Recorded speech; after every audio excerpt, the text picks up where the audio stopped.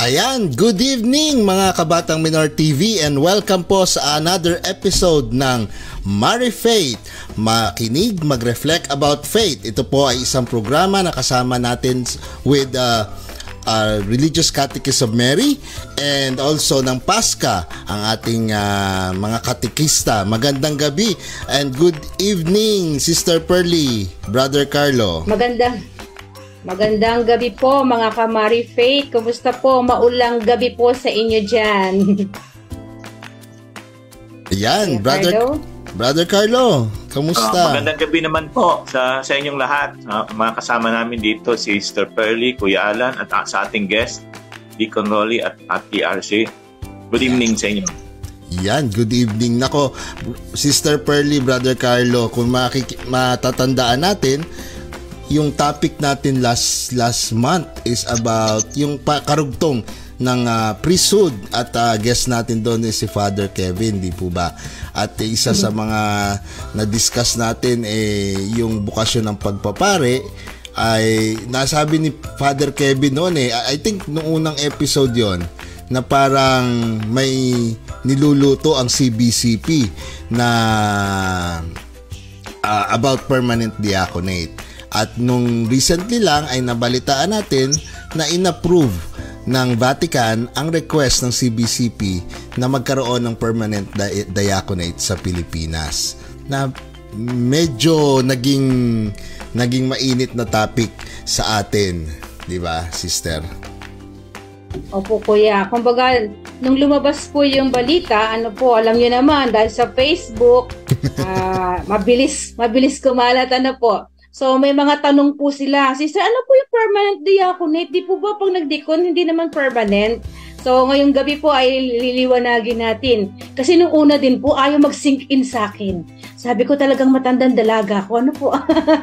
Matandang dalaga na si sister. Ayaw mag-sink in sa akin yung bagay na hindi ko po parang matanggap pa. Pero ngayon po, liliwanagan po tayo ng ating guest.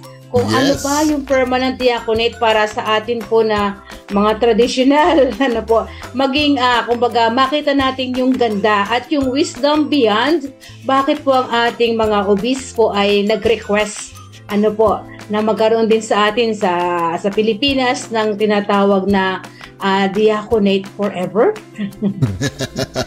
Tama, sister.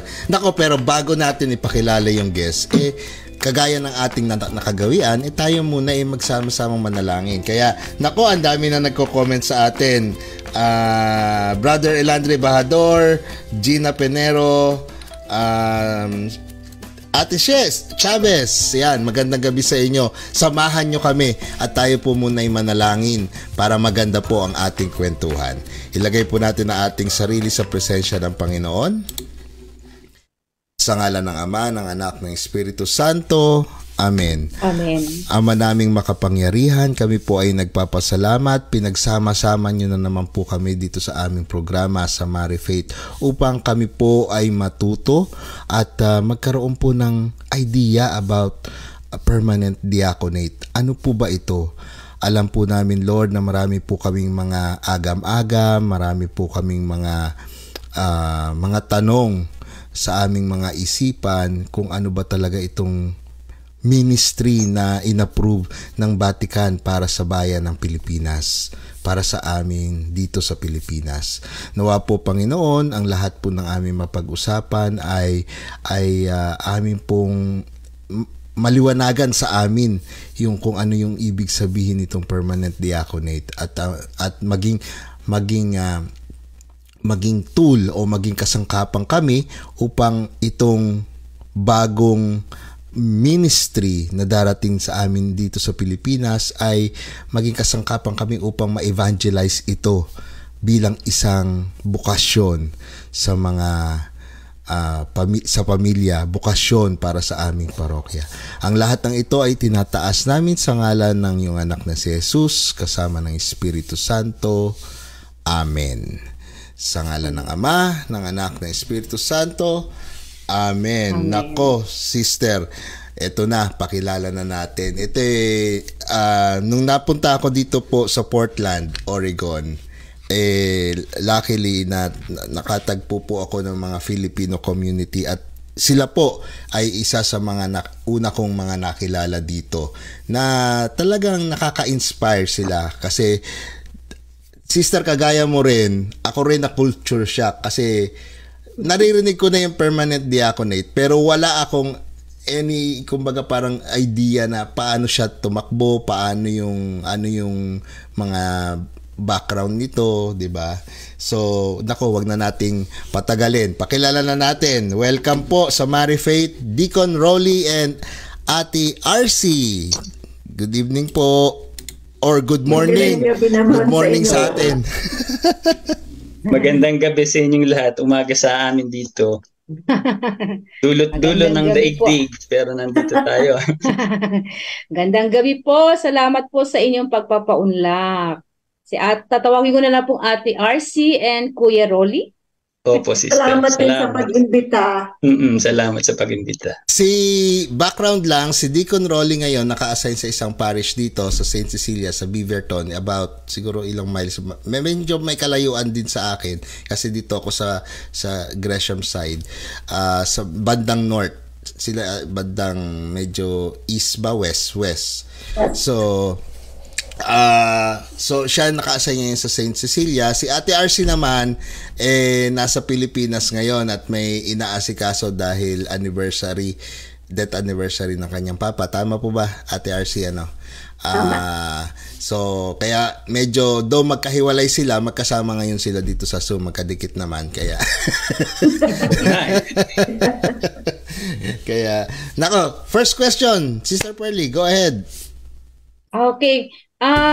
Kuya Rolly o Reverend Rolly, pwede niyo po kami bigyan ng konting paliwanag kung ano po yung kaibahan noong permanent deacon sa yung alam namin dito sa Bulacan na yung limited na alam namin na yung deacon na susunod ay magiging pari.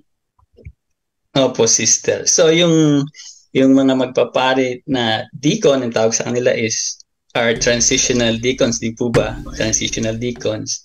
So yung dito sa Amerika, yung permanent deacon ay permanent deacon may asawa. So hindi kami pwede magpari dahil may asawa kami. At kung pumanaw ang asawa, hindi na kami pwedeng magpasal. May ay permanent deacon.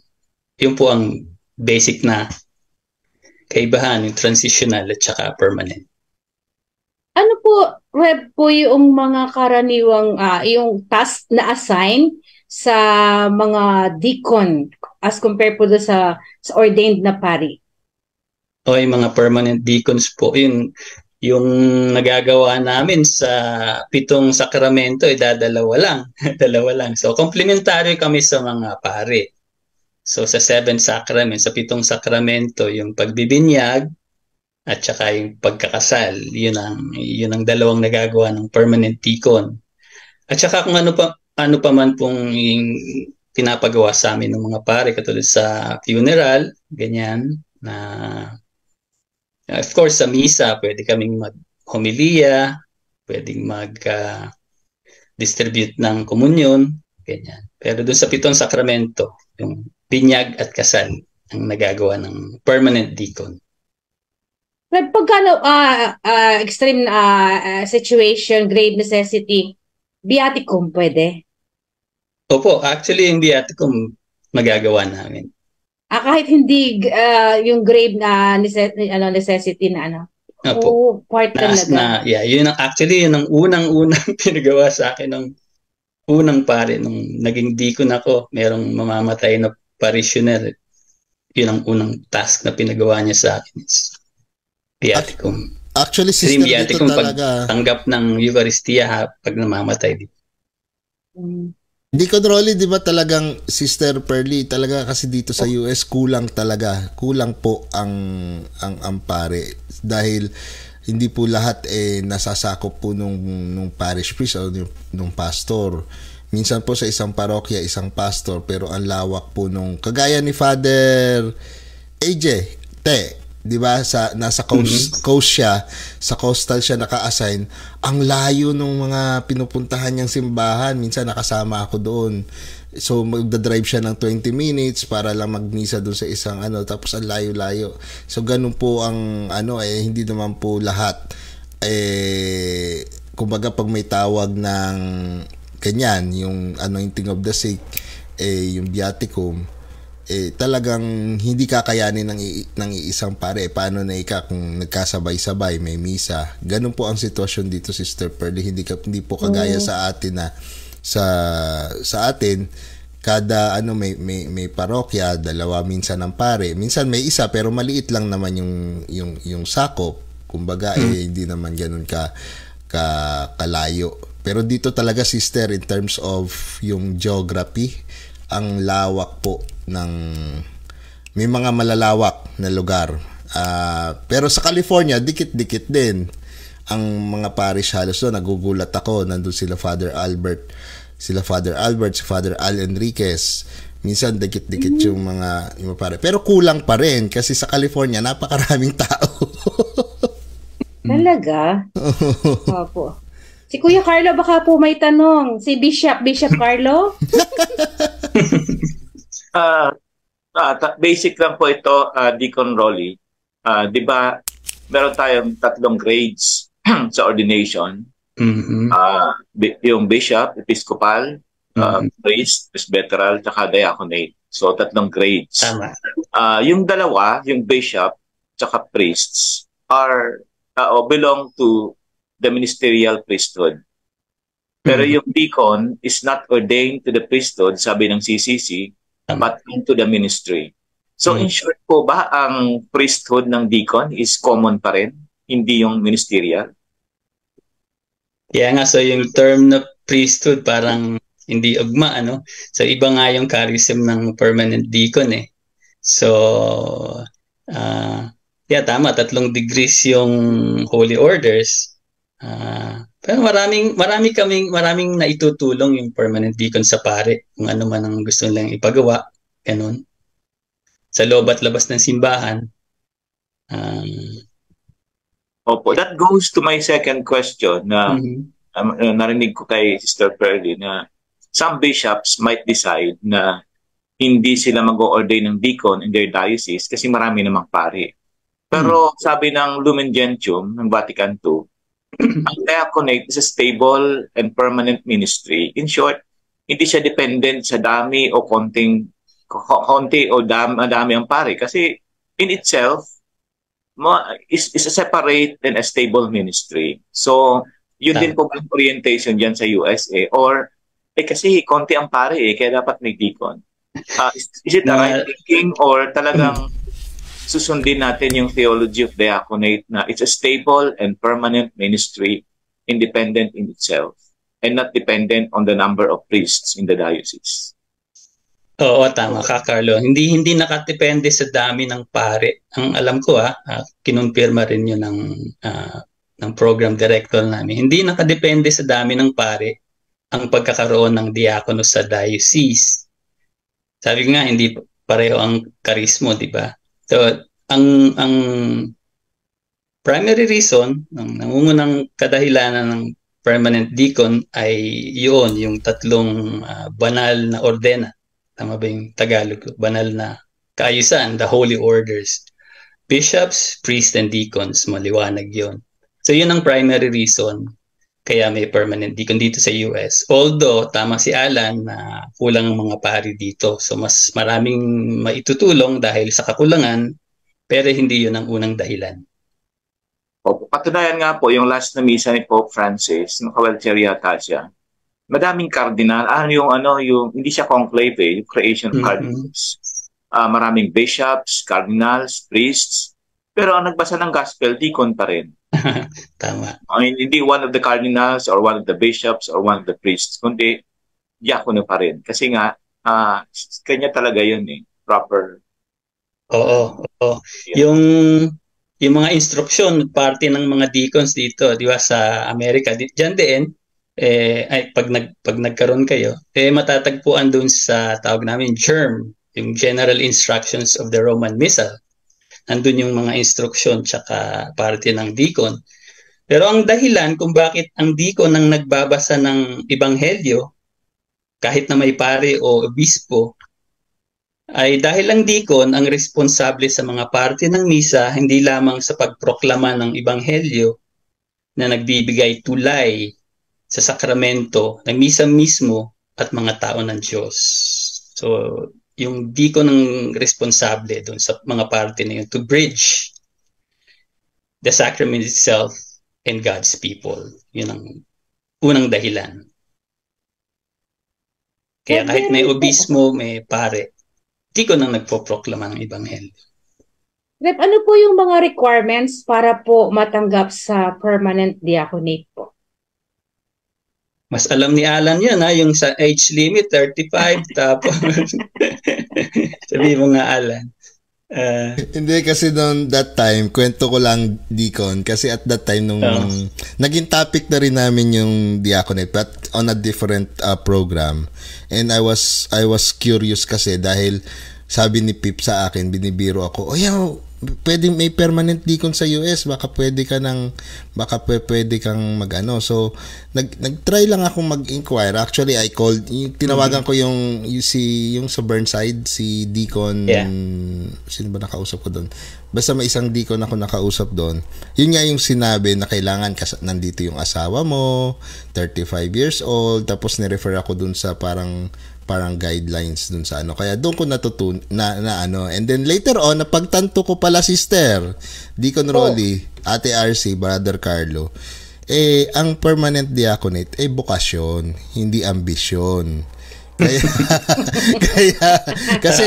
Kasi ang dami po kasi mga Kamari Faith, ang dami po kasing mga requirements na merong meron pang in terms of sa formation, education, tapos kasama pa yung si Mrs. sa training, do sa formation, kailangan merong, actually may parang credit review pa nga ako nabasa ron sa tapos kailangan stable ka financially.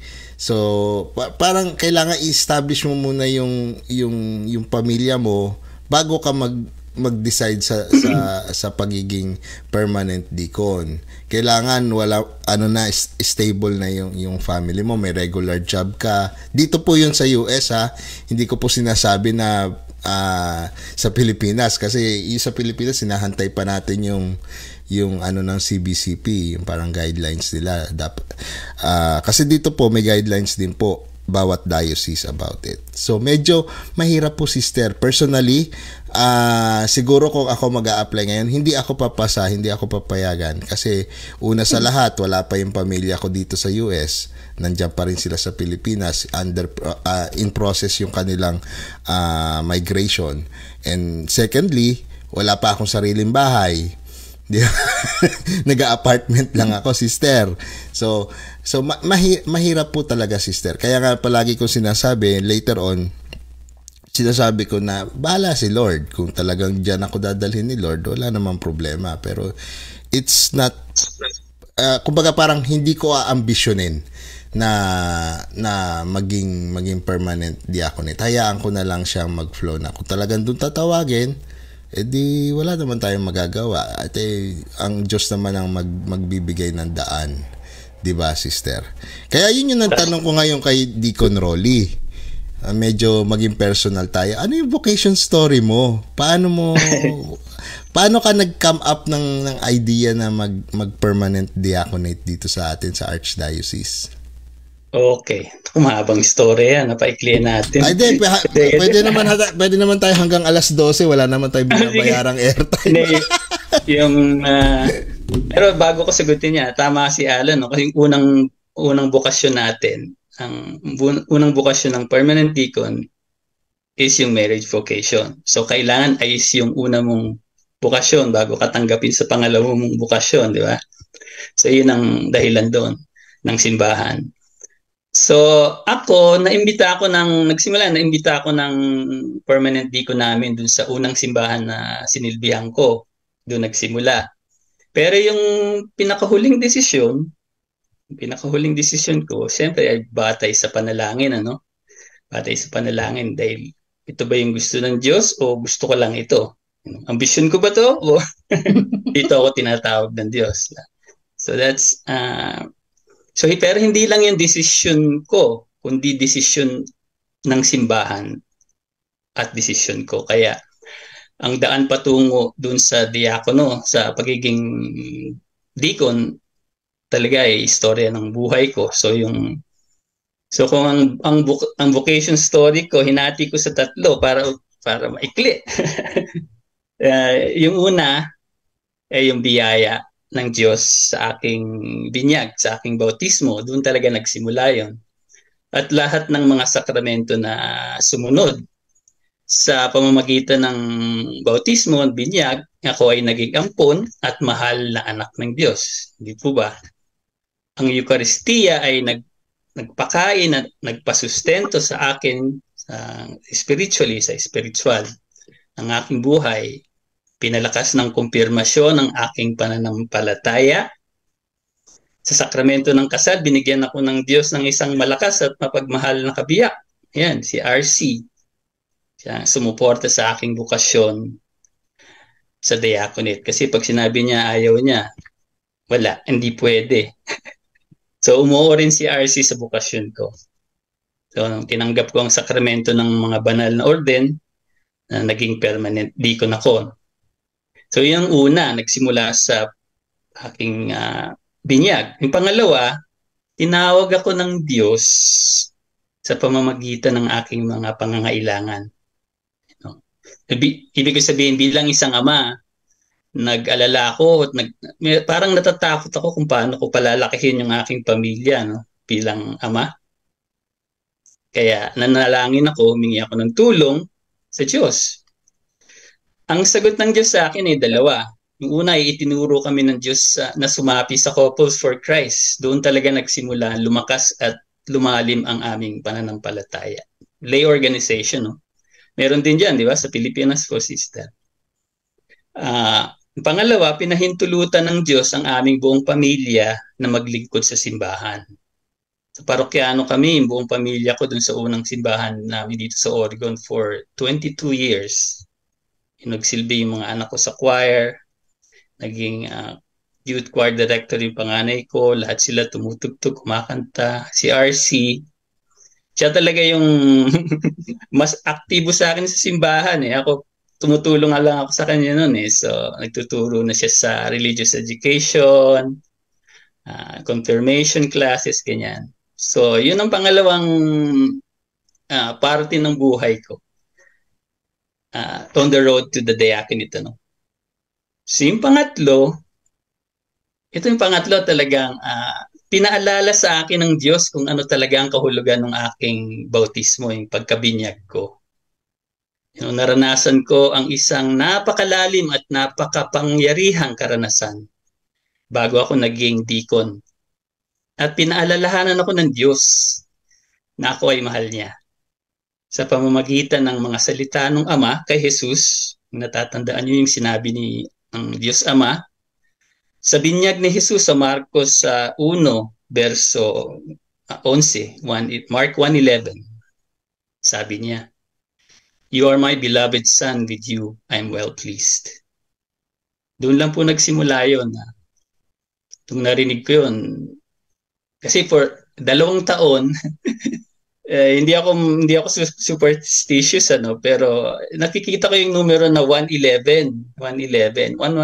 Pag clinip ko yung phone ko, pagka tumawag si RC sa akin, bubuksan ko yung libro.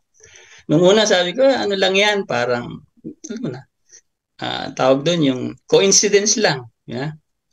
Pero kung 2 taon mong nakikita yung 3 numero, nung medyo parang malalim na, so nagdasal ako, Lord, kung meron kang mensahe sa akin, gusto ko malaman. Kasi merong isang umaga, plate number, ganyan, magma-microwave ako, pagtingin ko sa relo, 111, ano ba yan? So again, God pwedeng magsalita sa atin ng Diyos kung paano niya gusto. Meron akong engineering background sa Pilipinas, actually manufacturing engineer sa Pilipinas, si RC, civil engineer, doon kami nagkita. So parang nagsalita siya sa akin sa numero, interesado ako sa numero. Anyway, merong isang umaga, nag-internet pa ako, sabi ko, Ano ba ibig sabihin ng 111? Meron nakita, angel's prompt. Sabi daw, tawag ng anghel. Tapos nung isang umaga natutulog ako, side sleeper ako ganyan ako. Pagmulat ko nung mata ko, 1:11 in the morning. Sabi ko, yun nga, Diyos, Lord. Baka message to, gusto ko lang malaman yung message. So sometime in 2017, na-ordain ako 2019. So, pero bago pa yon, di ba, 2 beses akong nung usapan natin kanina, 2 beses akong pumasok Umatras ako nung una dahil hindi pa panahon.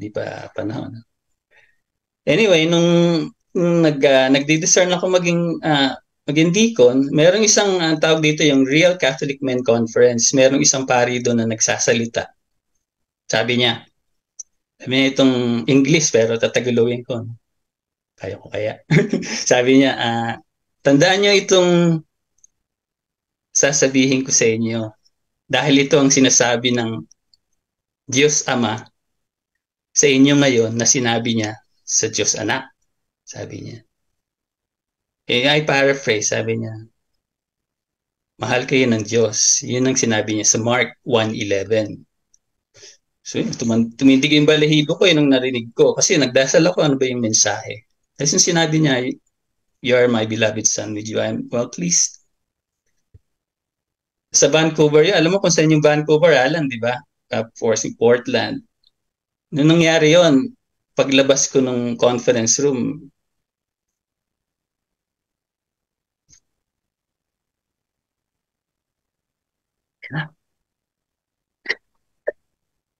naiiyak na Sandali. Sige, okay lang. Deacon Rolly.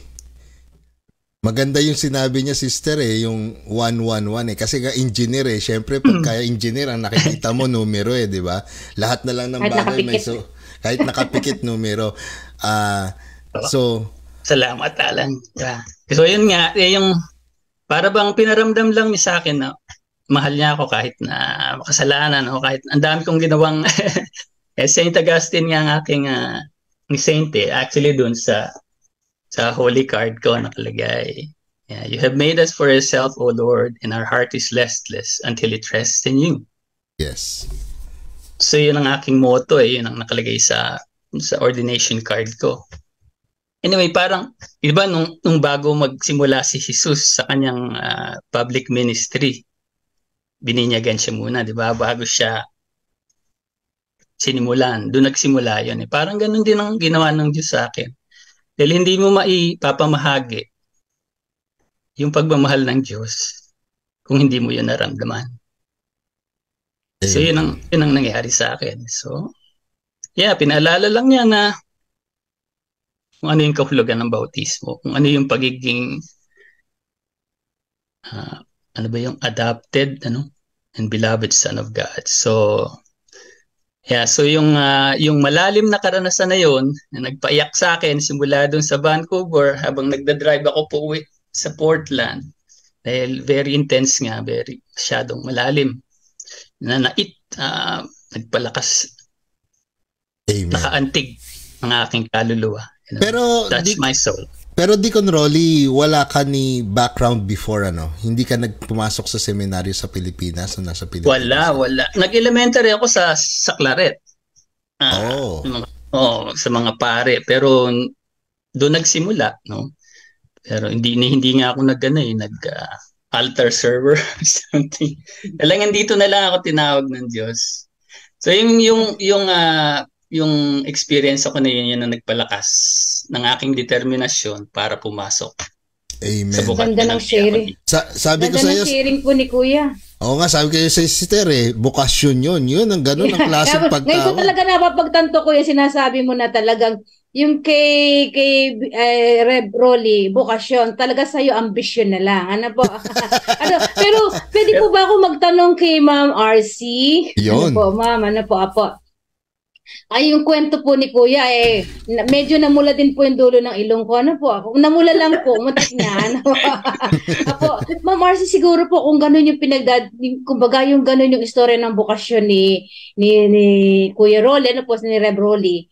kayo naman po, ano yung kwento ng inyong, kumbaga, paano niya sinabi sa'yo, paano mo natanggap, ano yung mga pinagdaanan ng isang misis na ano pa, hindi niyo po ba naisip na, naku, pag nag-reverend siya, di ba sabihin, mahahati yung time niya. So ano po yung, pwede niyo po i-share sa amin, Ma'am Ate RC? Actually, bago nangyari kay Rolly yun, marami nang nagsasabi sa kanya, lalo na yung permanent deacon namin sa simbahan, na talagang in-encourage siya na dapat siyang maging deacon. Pati ako rin, kinakantsawa na yung asawa mo, pwede siyang maging deacon, ganyan. So, nung sinabi niya sa akin, hindi naman ako nabigla. Actually, natuwa pa nga ako eh. Kasi nga, katulad ng sinabi ni Rolly kanina, talagang kung sa aming dalawa, mas aktibo ako sa simbahan. Mas araw-araw halos nandun ako sa simbahan dahil na lang. Kasi po, sister, nagsimula rin yan dahil dito sa US, ang mga anak po namin sa public school nag-aral. Hindi po katulad sa Pilipinas na kahit sa public school, merong religion. Di po ba? Sa US po, pag hindi nyo in-enroll sa Catholic religious education ng mga bata, hindi po nila maiintindihan yung paniniwala natin. Kaya ang suporta ko po doon sa mga anak ko, imbis na ihahatid ko lang sila sa simbahan, ako po tumutulong na sa klase nila. Hanggang sa kalaunan, binigyan na ako ng sarili kong klase. Hanggang sumusunod na ako habang nagiging from first grade hanggang magtuturo na ako ng second grade. Paano na po? Katikista! Naging katikista ako hanggang naging teenager na sila. Yung ganun po. So, parang natuwa na rin ako na nagiging bahagi ako dun sa buhay ng mga anak ko. And at the same time, nakakapagsilbi ako sa simbahan. Tapos po, kaya nung nagsabi si Rolly na gusto niyang mag-try maging deacon, talagang sinuportahan ko naman yung niya. Sabi ko nga po imbis na yung asawa ko nasa bahay, nanonood lang ng TV, nanonood ng sports, maigi na yung nagsisisa, diba, sa simbahan. Yeah. Yan ang ibig ko sabihin ng pangalawa kong istorya na binigyan ako ng Diyos ng isang asawa, kabiyak na tumulong sa akin mapunta sa pagkakadiakono. Ate RC. Lagi naman pong sinasabi sa amin nung kasama nga po ako dito po sa Oregon, yung first year ng discernment, kasama po ang asawa sa pagdi-discern. So at the same time na nagdi-discern ng simbahan, nagdi-discern din po kami kung talagang yung permanent diaconate is for us. And sinasabi rin po nila na ang kailangan pumili sila ng magiging permanent deacon na candidate, yung may asawang may pagmamahal sa simbahan. Kasi kung hindi po, parang parang magiging isang mistress na lang yung simbahan, magiging dahilan kung bakit ng pag-aaway ng mag-asawa. Kaya kailangan yung asawa matindi rin ang pagmamahal sa Panginoon, matindi ang pagmamahal sa simbahan. May narinig niyo mga katikista. Ang mga viewers po natin ay maraming katikista. So alam niyo na ang gagawin niyo sa mister niyo. Para hindi kayo kinagagalitan kapag kayo alis ng alis, ayain niyo po maging permanent deacon. Ay, Ate RC, ito ano lang, bigla lang pumasok sa isip ko, Deacon Rolly, Ate RC. Di ba kasi ako, minsan, napapanood natin sa TV, yung mga asawa, di ba? Especially mga asawa. Siyempre, parang, di ba, ako lang, sa asawa ko, ako lang. Hindi ba sumagi sa isip mo na maganda to mag-permanent deacon si Deacon Rolly para talagang siguradong akin lang siya? Parang gano'n. Hindi naman napasok sa isip ko yan na natuwa lang din ako kahit papano nakakapagsilbi kaming dalawa, at nagiging magandang ehemplo sa mga anak namin. Actually, kung ano ang isa pang karakter ng isang asawa ng deacon, kailangan matatag ka na kaya mong mag-isa ka lang, na hindi ka sumasandal sa kanya palagi, di ba? Or actually ngayon po dun sa bagong simbahan na naka-assign si Rolly, marami pa pong hindi nakikakilala na asawa ako. Kasi hindi po ako, bihira kami makitang magkasama ni Rolly. Talagang yung kanyang trabaho bilang deacon, talagang sa kanya lang po yun. Kailangan marunong kang umatras, marunong kang sa background ka lang, hindi yung sabat ka ng sabat, hindi yung nangunguna ka pa, yung ganun. So talagang suporta ka lang. At tanggapin mo yun na meron siyang bukasyon. Yung anak niyo po, paano, ano yung kanilang naging pananaw o kaya reaction sa decision po ninyo mag-asawa? Ano rin po, lahat po ng mga anak ko active din po sa Couples for Christ. No? Nagsimula po sila sa Youth for Christ hanggang naging Singles for Christ. So, nakita na rin po nila, nasanay na sila na habang lumalaki, nakikita nila si Rolly na nagpe-praise and worship, na nagli-lead ng prayer. Tapos po, yung mga trabaho ko sa simbahan, yung mga ministries ko, pag kami meron akong mga retreat, si Rolly lagi yung nasa likod, siya ang nagtumutulong sa pagsaset up ng kung ano-ano, paglilinis, yung mga ganon. So, nasanay po yung mga bata na talagang magkatuwang kami kung ano man ang ginagawa namin. Kaya nung mag-decision siyang maging deacon, wala naman pong naging problema. Hindi sila nabigla. Tatlo yung anak namin, yung panganay namin, kasal nasa San Antonio, Texas. Yung dalawang babae, yung pangalawang babae nasa Seattle. Yung gusto kong anak nasa amin, kakasal na next year. Kasama ni RC sa 10:45 Mass sa choir. So, kita kami sa kasi tatlo yung misang sinisilbihan ko pag linggo 7:30, 9, tsaka 10:45. So, nandun sila sa 10:45. So, actually po, yung tatlong anak ko, dahil of course, dahil kasama namin sila sa bahay, kilala nila yung ugali ni Rolly, nakikita nila yung mga ginagawa. Sila rin yung misa nagpapaalala na na marami siyang ginagawa sa simbahan or hindi na siya nakikita masyado sa bahay, yung gano'n na yun. Sila rin actually, sabi nung program director ko sa akin, ang basihan mo kung sobra na yung ginagawa mo, kung ano yung sinasabi ng misis mo sa'yo. Yan. Kasobra na, makinig ka. Kasi ang primary vocation, parang ang primary is yung marriage vocation. Yun ang nauna So, balancing nga. Pero pwede kong dagdagan yung pagsuporta ni RC sa akin. Dahil 5 taong proseso nga yung sa diocese namin, baka sa iba hindi ko sigurado sa Portland.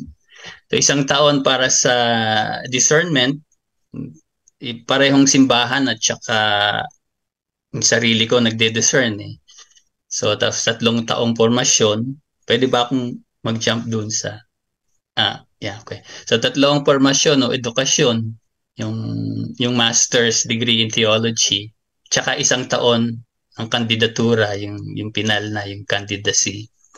Kabilang yung homiletics tsaka mga sacramental service. Pero doon sa 5 taon na yon, kasama lahat si RC. Although yung discernment, yung first year, doon kasama si RC sa mga sessions. Kasama siya doon sa mga weekly sessions namin ng first year. So 1 taon kasama ko siya doon sa discernment.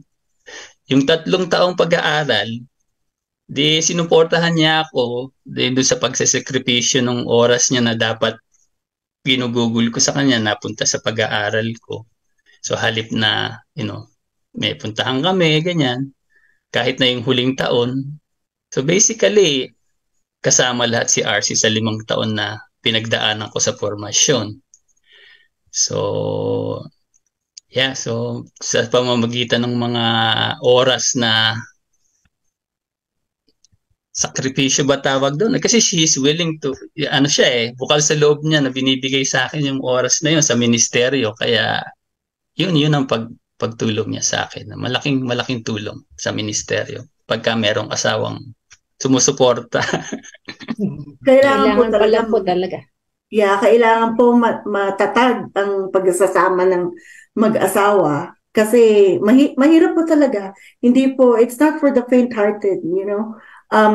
Nung pong nag-aaral si Rodi, nagkataon din po na pumunta ng kolehiyo yung anak ko, 2 anak ko nawala, isang nag-masters sa Notre Dame, yung isa pumunta sa university. So, naiiwan ka sa bahay, uuwi ako, tulog na siya or gigising siya, nag-aaral. Minsan, parang ayaw mo na umuwi dahil wala ka namang kasamang kumain. Yung mga ganun ba?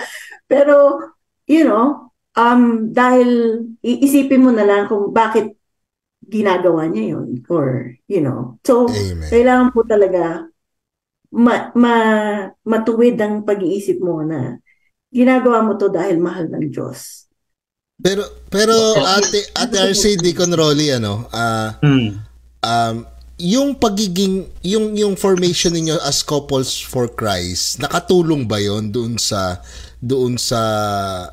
discernment ni Deacon Rolly going to permanent diaconate? Sa discernment part, nakatulong. Pero nung sumali kami sa Couples for Christ, hindi ko pa naiisip yung future, di ba? Pero doon talaga nagsimula yung paglalim ng pananampalataya. Paano kami na yun ang sagot ng Diyos So, nakatulong sa Couples for Christ.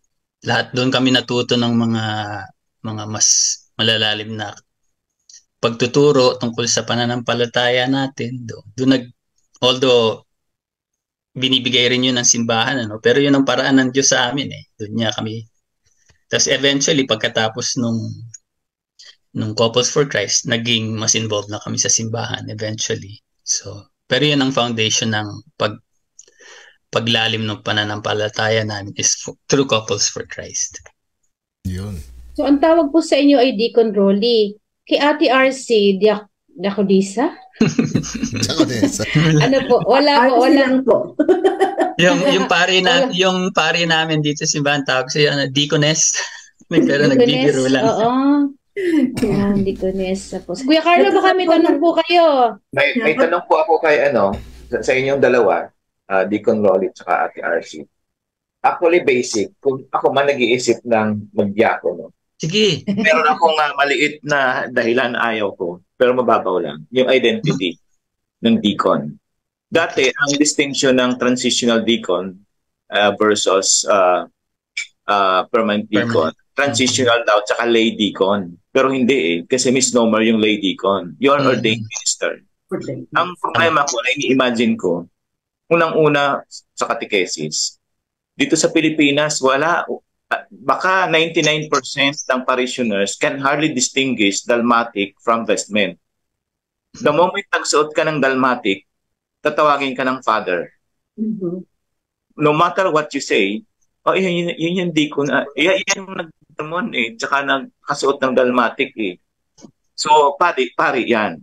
Truth of the matter, kahit nga nakabarong ako maraming beses, father, meron pa mag-suicide na, pumunta sa akin kasi father daw. Hindi nga ako nagsusuot ng Roman collar nakabarong lang, pero napagkakamalaan ganun How much more kung nakita ka nakasuot ng dalmatic? Pagkatapos, pagbaba mo, di hinubad mo na andyan yung asawa mo tsaka mga anak. Hindi ko po alam kung nangyari to sa inyo. Ay, si father may asawa pala at may mga anak. Hindi ka naman kilala. Wala naman mag-i-explain na hindi yan pari, deacon yan, permanent deacon yan.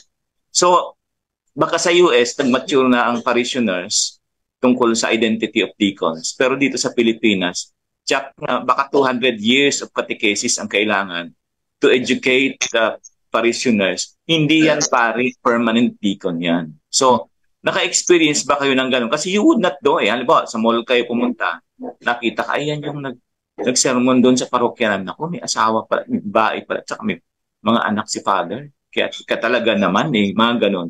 Hindi kaya maging parang scandal yun eh.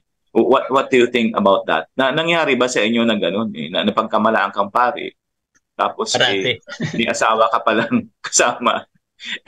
May asawa pala si father. Anong thoughts niyo dito, Rev, tsaka si Ate RC? Oo.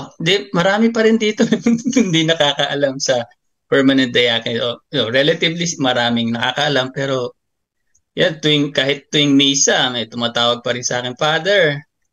Kasi dito yung pag sa dalmatic, dito yung pag dalawa yung guhit sa dalmatic, deacon yun. Tsaka may sarado dito. Yung mga pare, yung chasuble nila, di ba? Isa lang. Tsaka open dito. Pero hindi naman, marami pa rin hindi nakakaalam. So, yeah, may experience ako na ganun. Pero, yung identity ng permanent deacon, tama ka, di ba? Sa katekismo importante. Ito nga, kinuha ko yung ganito kapal yung katekism natin, di ba? Kaya maraming 2,875 paragraphs yung pagtuturo ng simbahan tungkol sa ating pananampalataya. Pero parte yun ng magsisimula pa lang yung permanent deacon diyan sa Pilipinas. So maraming kailangang ituro. Tama ka, Carlo. So, pero yung identity ng permanent deacon, tama ka, or pangatlo tayo dun magiging tayo pagka naging permanent deacon ka sa banal na orden, no? Bishops, priests, and deacons were ordained ministers, ordained clergy. Si Ate RC, hindi ka ba napagkamalaang asawa ka ng pare? And then, ano yung dating noon? Hindi naman. Hindi naman. Hindi naman. Ano ang naging experience mo dyan sa ganyang identity crisis? Wala naman. Kung sakaling mangyari yun, parang you take advantage of the time, parang i-educate mo yung mga tao. Tapos, gano'n na lang din. So, kinalaunan, malalaman din na rin nila yung katotohanan na hindi naman pare na deacon. Kailangan sabihin mo paano mo madidistinguish ang deacon at ang pare sa vestments na suot nila.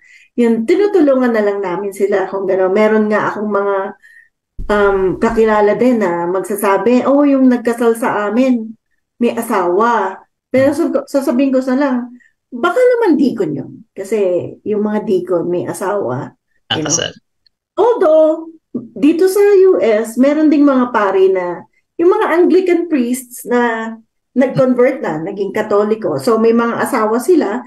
So, meron din talagang mga instances na ganon.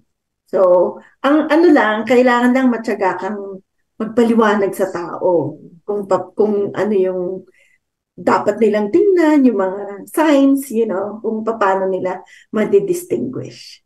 Yun kung tatanong sila. Pero most likely, hindi na magtatanong yun eh. Ako, kaya nga pagka may sa homilia, pagka may pagkakataon na angkop yung banggitin yung asawa ko, parati kong binabanggit si RC na asawa ko. Yun ang way na maipamahagi mo sa mga parokyano na kasal ako, diakono ko, pero kasal ako. Ito yung asawa ko nandyan, nasa choir. So nakakatulong na si RC nandun sa isang misa sa simbahan. Nabanggit ko siya. So. Deacon Rolly, allowed, hindi, kayo ba pinagsusuot ng clerical pagka nasa labas? Or para yung identity mo as permanent deacon? Magandang tanong yan, ha? Tamo, meron tayo dito sa, actually, yung clerical, ini-encourage lang ng arsobispo mismo, nasa sulat pa yun eh. Binigay ko yata kay Alan to, na magsusuot lang kami ng Roman cleric pagka sa liturgy, sa liturhiya, o kaya sa prison ministry, pag bumibisita kami sa mga, o kaya hospital, ministeryo sa hospital, pero outside noon, kailangan nire-represent namin yung mga lay. Kasi that's what we're supposed to represent, yung mga lay. Sabi doon sa Iba sulat. yung norm sa inyo, iba yung norm sa inyo sa transitional pagdating sa clerical collar. Palagay ko, hindi ko masyadong sigurado. Pero dito sa sulat nakalagay, yung polisiya ng arsobispo ay pwede kaming magsuot ng clerical collar kung sa liturhiya, sa prison, sa ospital, pero ordinarily sa US, in customaryo ay yun nga, we resemble yung late faithful. Kaya ngayon hindi ako ganun. Pwede po magtanong din po, Kuya. Ay, Rev. Nalilito ako. Rev, Okay lang. kayo po ba ay sa ordination po ba ninyo, di ba? Sa amin, sa mga religious po, may mga tinatawag na vows. Sa mga pari po ay, di ba, yung may promise. So, sa deacon po, vows, promise, kung vow, ano po yun? Meron kaming vow, yung of obedience sa Archbishop. Meron kaming vow. Ano pa ba? Obedience. Obedience. Chastity, wala. Wala kami. Palagi ko celibacy. Chastity meron, hindi lang celibacy. Chastity. Pero wala namang vow, hindi sinasama yun dun sa... Ang talagang major vow namin is obedience to the bishop. Pagka po kayo in-ordain, ang isang permanent deacon po pag in-ordain, ito po ba ay i-ordain for a particular parish or i-ordain ka sa diocese kung saan kayo papadala ng diocese? So primarily sa diocese, permanent deacon ako ng diocese, pero i-assign ako sa isang particular na parish. Usually yung malapit sa tinitirhan ko. Tsaka yung sinabi ni RC kanina, yung kung sino yung most probably kung sino yung nag-sponsor sa akin sa formasyon ko. Dahil yung mga gastos, tsaka kung saan ako nagsisilbing simbahan, usually doon ako na-assign. Pero hindi parati. Depende sa arsobispo. How long? Permanent. How long po ang assignment ninyo sa isang parish? Depende sa arsobispo. So dun sa... Walang permanent na years? Wala sa mga permanent deacon. Ano pa nila ang parang assignment? Parang parochial vicar din. Hindi sila permanente sa isang parish. You will be assigned really. May assigned parish ako, pero pwede akong magsilbi kahit saang parokya sa diocese. Doon po kayo tumitira sa parish? Hindi. Meron sa sariling tahanan. Kasama ni Kung saan yung bahay niyo po? Oo. Kaya kino-consider yung kung saan ka nakatira, doon ka i-assign na malapit na parokya. Malapit sa tinitirahan mo.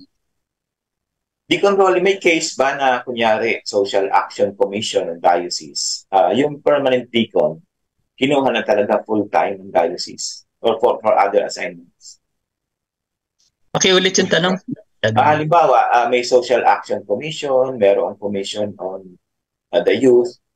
May posible din ba na ang isang permanent deacon kinukuha ng full-time sa diocese, assigned kunyari as executive director of social action center, something like that? Meron ba dyan sa archdiocese? Kanina nga yung pagka in-ordain yung isang permanent deacon dito, sinabi ko sa kanila kanina yung merong dual assignments. So aside from being ordained as a permanent deacon dun sa diocese, meron pang isang i-assign sa yung arsobispo kung ano man yung gusto nilang i-assign sa iyo tungkol. Siguro diyan papasok yung sinasabi mo. Kaya ako naka-assign ako ngayon sa hospital ministry as a hospital chaplain. Yun ang dual assignment ko. So meron parating dual assignment. Dati doon ako sa marriage prep, doon sa una kong simbahan. Pero hindi naman nag-materialize yun. RC, gusto mong sumagot? Yeah. Dagdag ko lang. So, sa ngayon, merong dalawang klase ng deacon, permanent deacon dito sa US. Merong employed ng parishes, as merong business managers, depende sa natapos nilang sa kolehiyo. Merong mga pastoral associate. So, iba-iba yon. Pero hindi lahat ng deacon merong lugar sa simbahan. Wala namang maraming posisyon na pwede nilang i-offer sa mga deacon. So, maraming mga deacon, meron silang ibang trabaho, katulad ni Rolly, nagtatrabaho siya sa ospital. Tapos, pag linggo, Sabado at Linggo lang siya naglilingkod sa simbahan or kung kailan. Minsan, tatawagin din siya during the weekdays. Pero ano yun, alam nung pare na meron siyang ibang trabaho. Tama. Ito, Rolly, nabanggit mo kanina na hospital chaplain. You can really use the title ng chaplain as a deacon o pro-chaplain, something like that. Full chaplain ang tawag kahit deacon. Hospital chaplain. Nag-aral ako para maging eligible, maging chaplain sa hospital. So, kung merong hospital na mag-i-employ sa akin bilang hospital chaplain, yun. Yun ang susunod kong project kung yun ang acting dual assignment actually, kaya nag-aaral ako is maging chaplain sa hospital. Tanong lang po, what if lang po yung halimbawa after several years na realize nila na halimbawa ni-rev na parang ayoko na. Napapagod ako na may pamilya ako tapos may ganito. Pwede ba yun na ma-dispense or kasi di ba permanent na nga pero pag dumating yung time na mamimili na ako kasi yung family ko okay nung una pero later on parang medyo nagkakaproblema, hindi natin masasabi. So ano yung stand ng simbahan sa mga ganung sitwasyon o meron bang ganung nangyari? Wala akong experience doon, sister, pero merong sa akin yung may mga major na hindi sa pag-atras pero parati akong lumalapit doon sa head ng permanent diaconate, yung director. So pag may ganyang problema, ang susunod kong gagawin is lalapit ako sa kanya tapos susulatan mo yung obispo. Pagkatapos noon hindi ko alam kung anong talagang official na procedure nila pero palagay ko meron na standard. Ginagawa niyo rin ba yun, Bishop Rolly? Kasi nabasa ko dun sa USCCB na parang you have to write to your bishop about your status in life, yung parang magkukwento ka sa kanila. Regular niyo bang ginagawa yon as a permanent deacon? Sa bishop niyo sumusulat kayo? Or wala. It's either writing or report magre-report ka raw or susulat ka ng basta may ano yun parang letter to the bishop about your status of life, kamusta yung pamilya mo, ito yung mga gusto mong gawin, mga ganyan.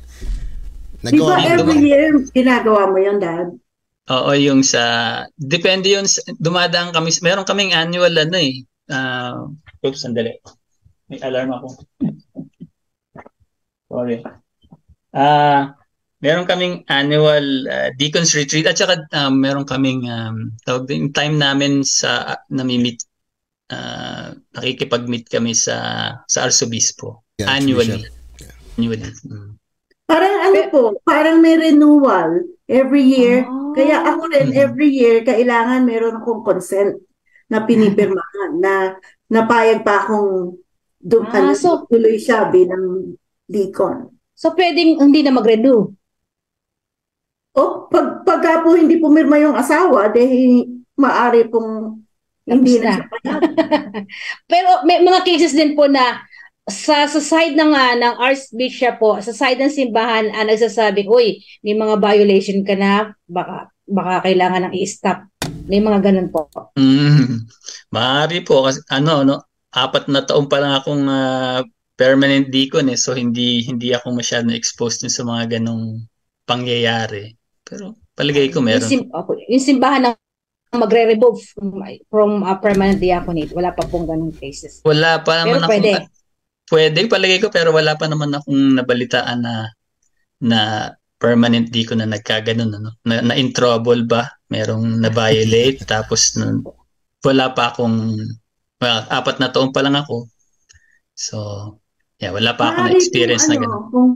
Kung pwede ako makasabat, maaari pong na-prevent yun kasi yung pastor po naman tsaka yung deacon, talagang they work hand in hand. So, talagang lagi silang magkasama. Kung maaring may mga pagkakamali ang deacon, tiyak po na masapagsasabihan ng pastor.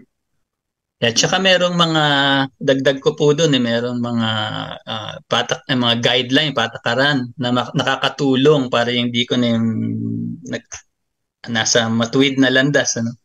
Katulad nung meron kaming confessor. Dapat meron kaming confessor. Pagdadasal sa umaga, yung sa Liturgy of the Hours required kami magdasal, ganyan. Yung mga ganun po, merong mga guideline para hindi ko na aside from, alam mo na, yung mga serbisyo rin sa simbahan, yung Eucharistia. Yeah. Tsaka bukod dun sa confessor, meron din siyang 2 deacon mentors na regularly nakikipag-meet siya. Tama. Yung first 3 years, meron akong deacon mentor. Pero tapos, meron din akong spiritual director. So, 2 spiritual director, tsaka mentor, tsaka confessor. Yan, yung mga nagpapatuwid sa landas ng diakono. Tsaka yung pastor ko, syempre. Yung malaking tulong, malaking tulong din sa akin yung kilala ko yung mga mentors niya kasi pwede ako magsumbong. Pagka meron ako reklamo, nakakapagsumbong ako dun sa mga mentors niya na mga senior na sa kanya. So, napapagsabihan din siya.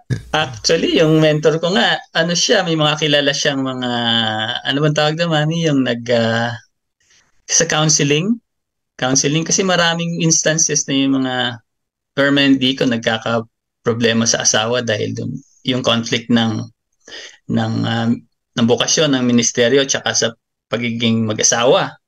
So merong mga instances na gano'n. No, hindi madalas pero meron. So, hindi naman kami napunta doon, awa ng Diyos. Nako, Sister Pearly, Brother Carlo, Deacon Rolly, napakaganda ng usapan natin. Pero, magsosorry ako sa mga audience natin kasi usually nagsha-shout out kami at ini-involve natin sila sa interact. So, shout out muna tayo, very mabilis lang. Gina Penero, sabi niya, good evening po. Kay Crisanto Manuco, magandang gabi po. Gio Neira Bakaykay, good evening po. Good evening din po sa inyo. Magandang gabi po, Sister Pearly, sabi ni Rafaelita de la Cruz. Si Josephine Flores, good evening din daw, sabi niya. Juliana Salvador Marquez, Leonila Ofilada, Marites Paharit, Mary Hipolito, Cecil Dulatas, at sabi ni Fatima Gonzales, taga Malinta ito, good evening sa iyo. Sabi niya, Amen, very inspiring po ang topic and words of wisdom na na-share po ninyo sa amin. Maraming salamat po. God bless po. Thank you rin, Fatima. Continue on watching us at sa mga programa natin dito sa Batang Minor TV. Brother Bean, Leti Bulaong, Estela Nepomuceno, sabi niya, blessed evening po. Very interesting and inspiring po ang topic. Si Ate Gina Payungayong Reyes, sabi niya, inspiring and interesting topic, parang kukulangin ang 1 hour. Parang may gusto ata mag part 2. Pwede ba kayo, Deacon Rolly, mag part 2 tayo next month? Oo ba? Oo. Ano maitutulong? Bihira po ang ganyang pagsasama ng mag-asawa, kaya napaka-bless po ninyo sa isa't isa. God bless po, sabi ni Janet Lucas. Hi din po, sabi ni Imelda Domingo Cruz at Normie de la Cruz. At ganun din po sa mga nanonood sa atin sa iba't ibang social media pages sa bawat parokya sa Diocese of Malolos at sa Archdiocese of Manila. Magandang gabi po. Welcome po sa Mari Faith. Ang ganda po ng usapan namin. Yung mga team replay, balikan nyo. Yung topic, maganda po yung mga shinare ni Deacon Rolly. Nako, yun nga, sister, sabi ko nga sa iyo nung binasa ko talaga yung mga requirements, yung kung anong mangyayari, yun nga, minsan nagtanong din ako sa ibang mga deacon. Parang ang hirap gampanan, Brother Carlo, Deacon Rolly, Ate RC, nung pagiging diaconate. Parang inaisip ko ang dami ko ng problema sa pamilya ko, iisipin ko pa ba to? Parang ganun yung naging sa akin, datingan sa akin ng permanent deacon. Nung araw, parang nung umpisa, nung hindi ko pa alam, parang mukhang ang ganda. Parang pwede. Pero nung pag makita mo nung nakita ko yung details, yung mga behind the scenes na mga gagawin, mga processes, parang technically na discourage ako kasi I feel like I'm not ready. And I feel like na baka natatakot ako kasi baka hindi ako maging isang huwaran o baka hindi ako isang maging huwarang permanent deacon or matuwid na permanent deacon. At yun yung naging kumbaga hanggang ngayon iniisip ko pa rin, like hindi naman natin masasabi, 'di ba, pag sinabing bukasyon pag sinabi talaga ni Lord, sabi nga 'di ba si Jonah nga tago ng tago, si Samuel nga ayaw ng ayaw. Pero hindi natin alam, malay natin, 'di ba? Pero yun yung bukasyon. 'Di ba? Yun yung kagaya sabi ni Deacon Rolly kanina, nakita lang niya 111, engineer siya mahilig siya sa numbers, 111. Pinitik siya ni Lord. Talagang tumimo napaiyak siya dahil merong isang bagay na narinig siya kay Lord. Yun lang yung nag-motivate sa kanya para maging isang permanent deacon. Sa akin, wala pa nangyayaring ganon. Pero hindi natin alam, maybe in the future, pero hindi ko po inaambisyon. Yun ang aking takeaway. Sister Pearly. Apo. Sa akin naman po, di ba nung nakaraang guest po natin si Father, pangalan po nun, Kuya? Father... Kevin, po, na napakasaya, sabi ko, express ko po doon yung akin natatagong lihim na dati gusto ko maging pari. Nung bata ako, akala ko pwede magpari kahit sino. Ano po? So, hindi pala pwede. So, ngayon, ano po, nakita ko po ano pala meron yung pagiging deacon and permanent diaconate po. Na lumilinaw na po sa akin, hindi na po ako kontra. Hindi na ako kontra kasi nakita ko na hindi pala talaga ambisyon, bokasyon, na kahit mahirap yung sitwasyon, ano po, pag tinawag ka, hindi mo pwedeng pahindian. Ano po, at nandoon talaga yung hirap, sakripisyo nga po, na titingnan mo yung dalawang aspeto, pero alam mo yung priority mo na married ka, pero despite na meron kang kumbaga obligasyon, responsibilidad dito sa family mo, nararamdaman mo na bilang isang binyagan, tinatawagan ka pa sa mas malawak na gampanin. Ano po, at ito pala kumbaga kasi dati parang sa akin ang dating ambisyon lang ba yun ng mga hindi nagtagumpay maging pare o nawala sa linya na hindi naging pare kaya gusto nila ituloy. Apo, 'di ba? Aray ko. Pero ngayon po talaga luminaw na po sa akin na kumbaga kahit may magtanong sa akin na mag-a-agree pala ako kasi iyon pala yung nagaganap. Ano po? At saka team, makikita mo kung paano yung mag-asawa ay nagtutulungan. Actually, si Reb Rolly po yung reverendo. Pero talagang si Ate RC po ay partner talaga sila sa pagsasakripisyo at paglilingkod. Ano po?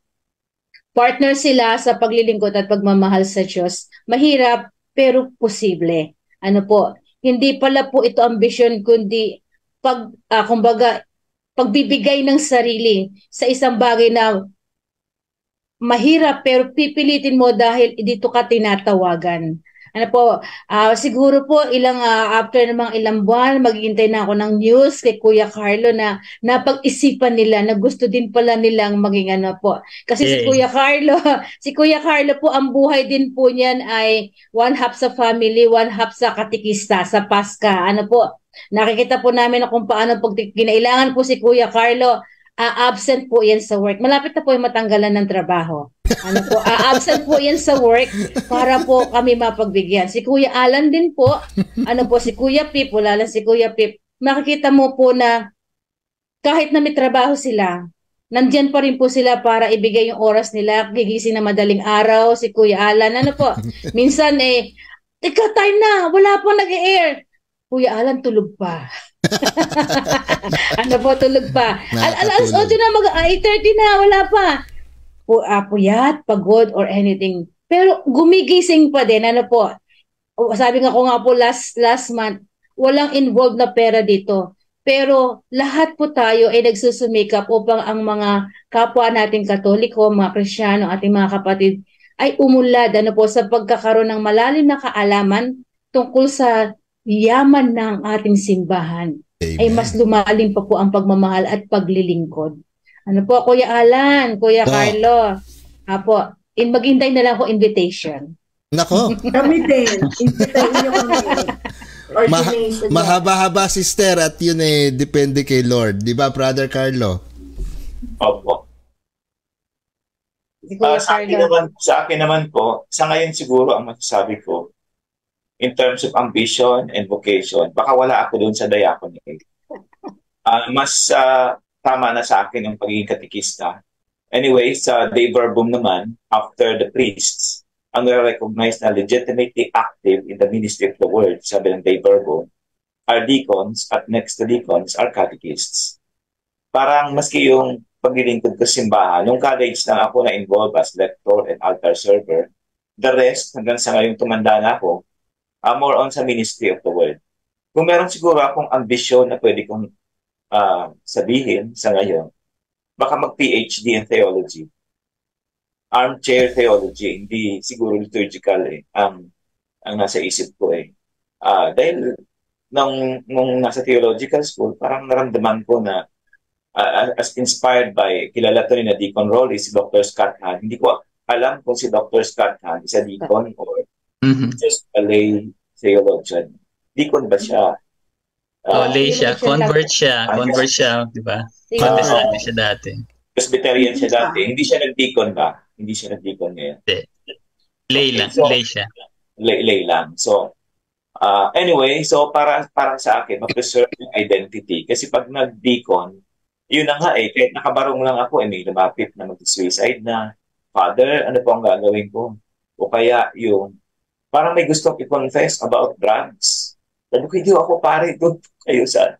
sabi ko, mag-deacon pa Although, syempre, kung tinawag ka, gagaya ng sabi ni Deacon Rolly, hindi naman talaga sa seminaryo, hindi natin masabi So, open, may discernment process naman. Di po ba? I am sure, kahit sa Pilipinas, magkakaroon ng ganong discernment process.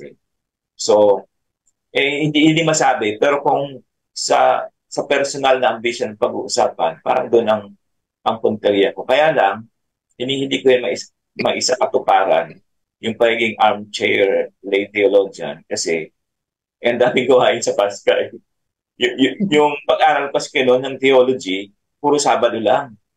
Puro Sabado lang talaga kasi yun ang oras may trabaho ka, may pamilya ka. Sabado lang talaga yung theological school ko. Yung Sabado ngayon sa Linggo, siyempre sa Paska naman. Kaya hindi ko yun na isa katuparan yung iniisip ko yun. Otherwise, mabibitawan ko yung pagiging katikista and focus doon sa theological school. Kasi naumpisahan ko na yun, mga philosophical subjects. So, madali na mapunta doon. So, yun lang. Pero para sa akin, it's a welcome development dito sa Pilipinas, ang permanent diaconate. Pero it will take, I think, 500 years of catechesis bago ma-establish yung identity ng deacon. Naawa ako sa totoo lang, Deacon Rolly, sa magiging identity ng Filipino deacon. Palagi yan.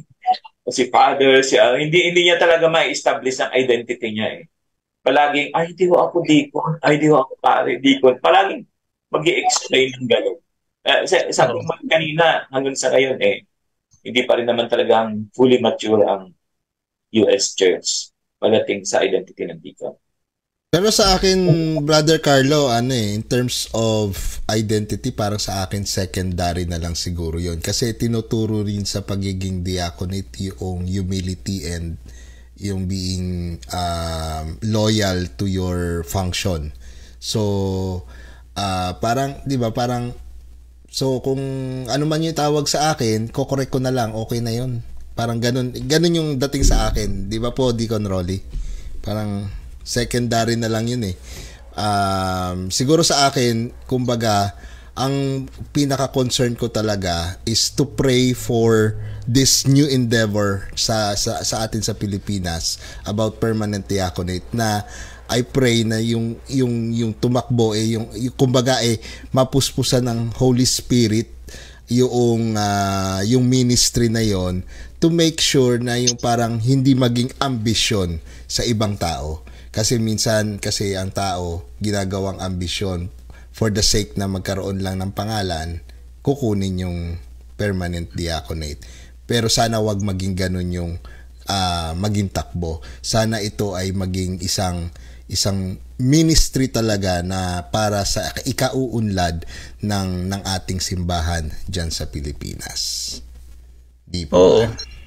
Kasi 'di ba kung saan tayo dalhin ng Diyos ang talagang yung kalooban ng Diyos, ang primary call natin is para maging santo, 'di ba? Yes. Yun lang naman maging santo ka. Hindi naman porke pari ka o lay ka, 'di ba? Marami naman santo na hindi pare, na hindi obispo, na hindi permanent deacon, na hindi religious sister. So kung saan tayo dinadala ng Diyos, kaya importante yung dasal para masundan natin kung ano yung talagang loobin ng Diyos, hindi yung loobin natin. Kung saan niya tayo dinadala, doon tayo. Yes, doon tayo. Saka, first and foremost, ang diaconate is a ministry of service. So, kailangan talaga yung magiging mga deacon natin. They love to serve the people of God. Kasi kung hindi, they won't be, if they're doing it for their own sake, they won't be successful. And you know that hindi po natin magagawa ito na magdedepende lang tayo sa lakas natin. Kailangan natin ang Diyos. So, kaya dapat talaga very strong sila. Mahal nila ang simbahan, mahal nila ang mga tao. Dahil yun ang pagsisilbihan nila. Yung binigay na biyaya sa atin ng Diyos, kung ano man yung mga biyaya na yon sa mga pinag-aaralan natin, kung mahilig tayo sa electronics o ano, ang basihan nun yung pagmamahal natin muna sa Diyos, di ba? Yung pagmamahal kasi yung ano man yung kahit anong maliit na gawin natin, ang pinakabasihan nun ay yung pagmamahal natin sa Diyos at saka yung pagmamahal niya sa atin. God is love. So, Amen. Nako, hanggang ngayon po mga Marifaith, mga ka-Marifaith, hanggang ngayon po ay we're trying to reach out sa CBCP kasi nga gusto natin makita yung konteksto why it was asked to be approved by the Vatican para makita rin natin kung ano yung pinaka and we're reaching out to them. Maybe in the future we can have someone from CBCP to explain us further about this. Pero ang natutunan natin ngayon merong permanent diaconate at yun nga dito sa US nakita natin ang relationship ni Deacon Rolly at ni Ate RC, 'di ba? Natuto tayo sa kanila. Si Ate RC na katekista na ngayon ay nasa choir, si Deacon Rolly na tumutulong lang nung una kay Ate RC, ngayon naging permanent diaconate dahil nakakita ng number na 111, 'di ba? Diba? That's how mysterious God's work for him. At ganun din sana dun sa atin na ganun natin tingnan yung permanent diaconate, yung bukasyon. Kahit anong bukasyon, ganun natin tingnan na it is something that God will tell us in our own, kumbaga sa ating mga sarili. Tayo lang ang makakarinig noon dahil Diyos nagsasabi sa atin personally. Sinasabi niya sa atin kung ano yung dapat natin gawin. But we have to listen. Huwag nating gawing ambisyon. Gawin natin itong isang bukasyon. Nako, sister, lumalalim ang gabi. Inaantok Kuya, na. mayroon pa akong isang tanong. Kay Rebro, habol lang po. sige po. Yung po bang deacon po ay nagbibigay ng yung, di ba pagka yung blessing yung ginagawa ng pare, pwede din po ba kayo sa ganon, nagbibigay ng blessing? Para pwede kami sa blessing, kahit mag-bless ng tubig para maging holy water. Yun nga pa request ko kay Deacon Rolly mamaya, mag-closing prayer tsaka i-bless niya tayo. Pareho tayo na nasa isip. Kaya ako naitanong. Pero sister ang sagot, Kaya meron nga akong ano ba yung tawag dito, kasi marami nagpapabindisyon sa permanent diaconate. Meron ako pag after mass, ito parati ito nasa bulsa ko, holy water yan. So cute. Bless you. Lalo na sa mga Espanyol, Spanish Mass, dami nilang mga rosaryo, mga articles, religious articles. Binigyan mo ako ng idea para regalo. Iba ng formula, yung the Lord be with you, ang deacon. Ano yun? Yung formula na the Lord be with you. So, pag-bless. Yung And with your spirit? Yung lay, hindi pwede. Nagagawa niyo po ba yan, yung the Lord be with you, yung ganong formula ng blessing daw po? Yeah. Kasi sa Liturgy of the Hours, kapag kami, di ba yung sa umaga, tsaka yung required kami kahit sa misa, the Lord be with you. May Almighty God bless you, the Father, the Son, and the Holy Spirit. Nagagawa ng diaconing. Sa gospel na, di ba? Yung Opo. Nako, lastly na lang po, ito, katuwaan lang, kay Ate RC tsaka kay, parang fast talk, pero hindi naman fast talk. Sino? Yun yung tanong natin, yung natin Sino? Sagutin nyo lang, tataas lang yung kamay ninyo kung sino. 5 questions lang, okay? Sino ang mas malambing? parang parang nag-alangan si Deacon Rolly doon Pwede ituro para i-confirm. Tama yan. Siya nga. Sino Nag-isip pa ako kaya. Nag-isip ka pa? Bakit hindi ba malambing? Hindi, no-compare ako kung sino sa aming dalawa Tama siya. Okay, sino ang mas kalog? Ako din. Seryoso ako. Mas kalog si Ate RC. Sino ang disciplinarian? Pareho yata. Pareho. Depende sa dinidisiplina kung anong klaseng didisiplina. Yeah. Sino ang unang nagsosorry pagka merong pagkakamali? Si Rolly. Pero palang malinaw, dating Ang bilis ng sagot. And then, last. Sino ang unang kumakalabit? Ako.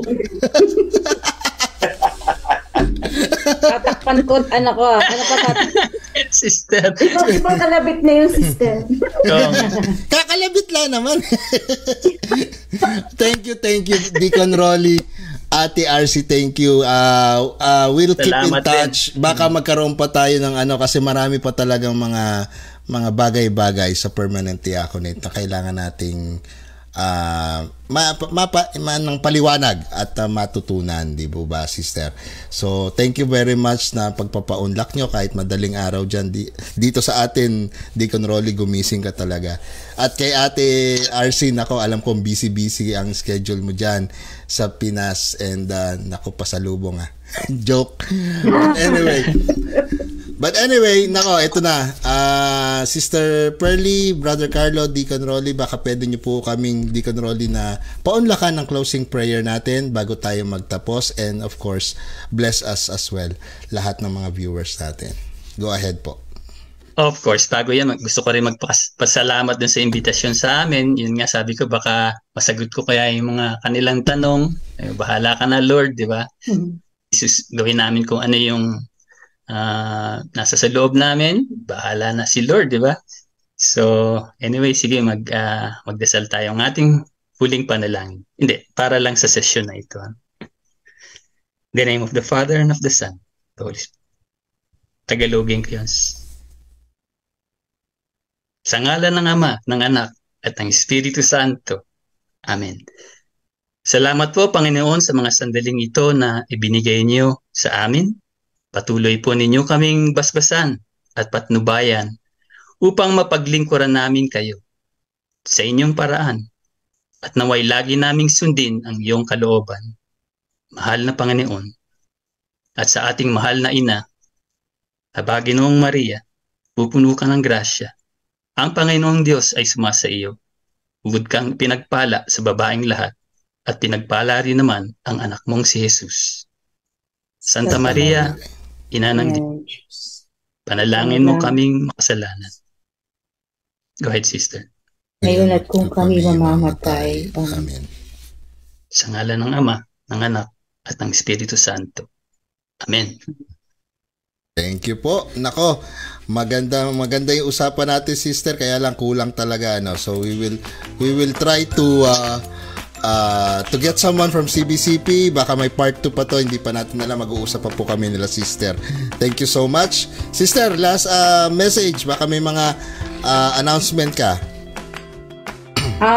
Wala naman po sa mga katikista. Sabi ko lang po, katulad ng sinabi ko kanina, alam niyo nang gagawin niyo sa mister niyo. Alam mo. Kaya nako. Thank you so much po sa lahat po. Thank you po at again, patuloy po natin suportahan ang Batang Minor TV. Ang Batang Minor TV po ay ang social media page na nag-a-advocate ng vocation, hindi lang po sa pagpapare kundi pati sa pagmamadre at in the future sa pagiging permanent diaconate. At of course, itong isang programa natin, suportahan natin mga programa natin sa Batang Minor TV because lahat po ng mga revenues po na nakukuha natin sa Facebook ay napupunta po sa ating scholarship program na ICB Care Fund. Yun po yung mga yung fund po na yon ay pinagpapaaral po natin ng mga seminarista sa Immaculate Conception Seminary. At sana po tulungan niyo po kami para magpatuloy-tuloy ang mga programa natin kagaya ng Verbum, Marifaith, Criska Online which is next week, at yung ating Echoes of Christ. At madadagdagan pa po, meron pa po kaming niluluto with Dominus S na programa na magugustuhan ninyo.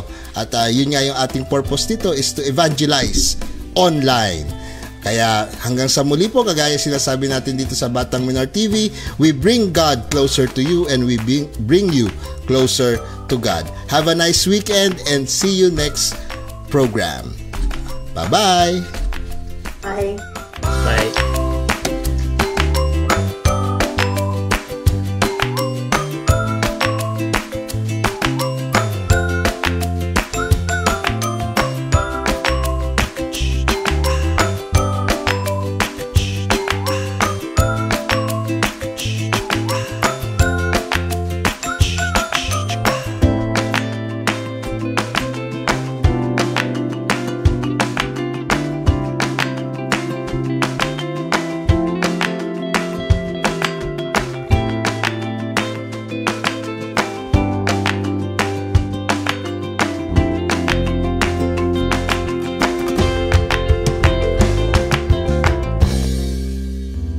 If you like this video, please give it a thumbs up and click the subscribe button. Thank you and God bless.